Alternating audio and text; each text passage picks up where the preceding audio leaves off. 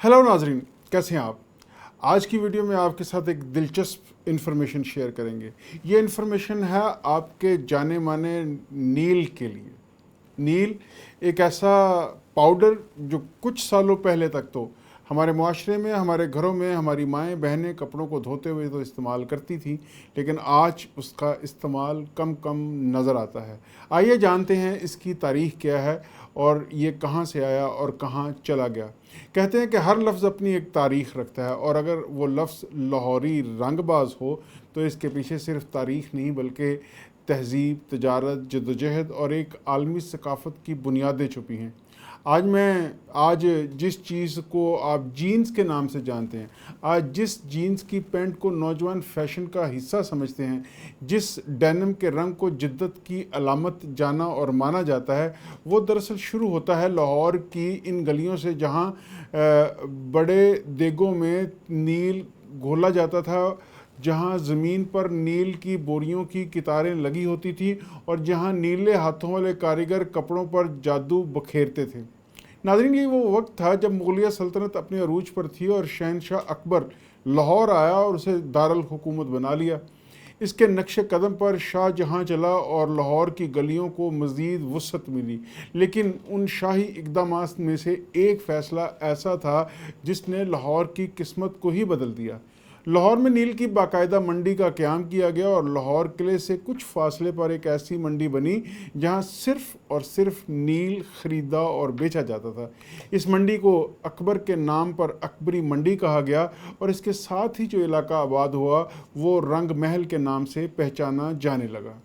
नाज़रीन, अकबरी मंडी महज एक बाज़ार न था, ये जनूबी एशिया में रंगों का मरकज़ बन गई। इसकी रसद स्याहीवाल और नीली बार जैसे इलाकों से होती है जहां ज़मीन पर नील के पौधे ऐसे लहलहाते हैं जैसे नीले समंदर की लहरें।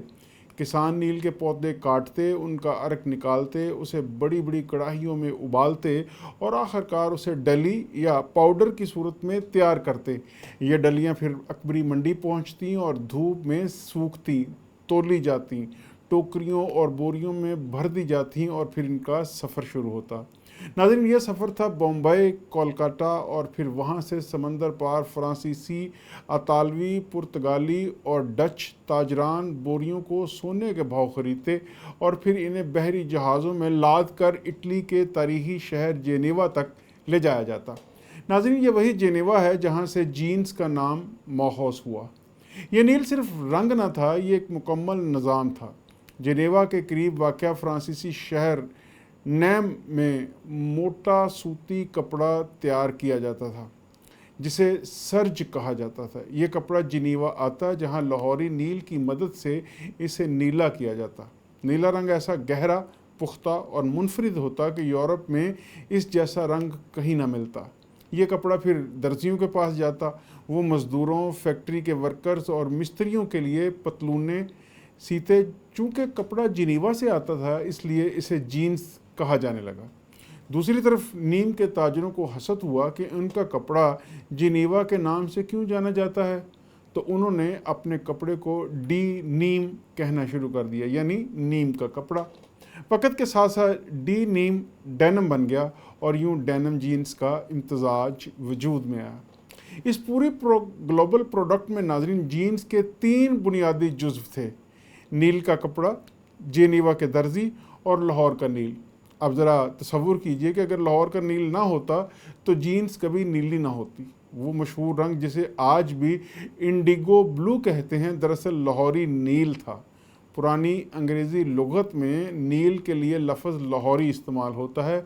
वही लाहौरी नील जब यूरोपी ज़ुबान में आया तो इंडिगो कहलाया, क्योंकि ये हिंदुस्तान से आता था और इंडिया यानी इंडिगो। नाज़रीन, ताजरों की नज़र में लाहौर सिर्फ एक शहर न था बल्कि नील की सल्तनत थी। इसलिए वो जब मुंबई या कोलकाता से लाहौर आते और यहाँ के नील फरोशों को देखते तो उन्हें एक लक़ब दिया जाता और वो लक़ब था रंगबाज। फ़ारसी ज़ुबान उस वक़्त सरकारी ज़ुबान थी और इसमें किसी भी हुनर से वाबस्ता शख्स को बाज कहा जाता था, जैसे कबूतरबाज पालने वाले कबूतर पालने वाले, पतंग उड़ाने वाले पतंगबाज और रंग बेचने वाले रंगबाज। ناظرین، چونکہ لاہور کی اکثریت نیل کی صنعت سے وابستہ تھی تو پورے لاہور کو ہی رنگ باز کہا جانے لگا۔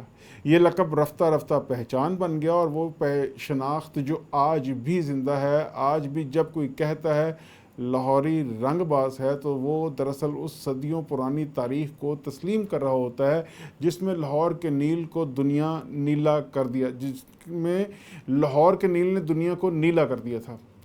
لیکن جیسا کہ ہوتا ہے، ہر عروج کو زوال ہے۔ مغلوں نے نیل پر ٹیکس عائد کر دیا، یورپ نے مصنوعی رنگ ایجاد کیے، ایسٹ انڈیا کمپنی نے فرانسیسیوں، اطالویوں اور پرتگالیوں کو ہٹا کر بھارت پر قبضہ کر لیا، اور یوں نیل کی صنعت کمزور ہوتی چلی گئی۔ لاہوری نیل ناپید ہو گیا اور لاہور کے دیگچے ٹھنڈے پڑ گئے۔ مگر کچھ چیزیں صرف مصنوعات نہیں ہوتی، وہ مزاج بن جاتی ہیں۔ لاہور کا رنگ بازی کا مزاج آج بھی موجود ہے، وہ چاہے کھانے میں ہو، کپڑوں میں ہو، زبان میں ہو یا رویے میں۔ لاہور لاہوری رنگ باز ہے کیونکہ وہ صدیوں سے رنگوں کا سودا کرتا آیا ہے۔ آج جب ہم جینز پہنتے ہیں تو ہمیں علم بھی نہیں ہوتا کہ اس نیلے رنگ کے پیچھے لاہور کے محنت کشوں کے ہاتھوں کی محنت چھپی ہے۔ وہ ہاتھ جو نیل کے پودے کو اگاتے، انہیں کترتے، ان سے عرق نکالتے، دیگچوں میں ابالتے، بوریوں میں بھرتے اور پھر پوری دنیا کے کونے کونے تک اس کو پہنچاتے۔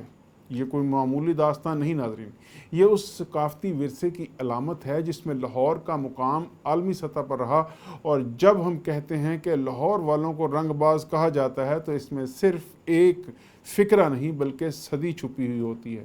یہ تاریخ ہمیں بتاتی ہے کہ کیسے ایک شہر کی صنعت دنیا کی فیشن انڈسٹری کو بدل سکتی ہے، کیسے لاہور کی زمین سے اگا نیل جینز کی شکل میں امریکہ، یورپ، جاپان اور دنیا بھر میں پہنا جاتا ہے، کیسے لاہور کے باسی آج بھی رنگوں سے جڑے ہیں اور جیسے وہ فن، تہوار، کھانے یا طرز زندگی۔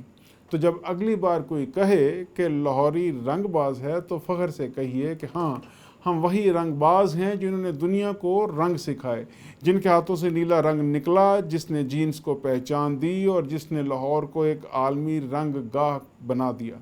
ناظرین، یہ رنگ نیلا، یہ رنگ بازی صرف لاہور کی کہانی نہیں، یہ اس خطے کی کہانی ہے جو اپنے فن، اپنے ہنر اور اپنی خوشبو اور اپنے مزاج کے ذریعے دنیا کو رنگین کر دیتا ہے، اور یہی لاہوری رنگ باز کی اصل پہچان ہے۔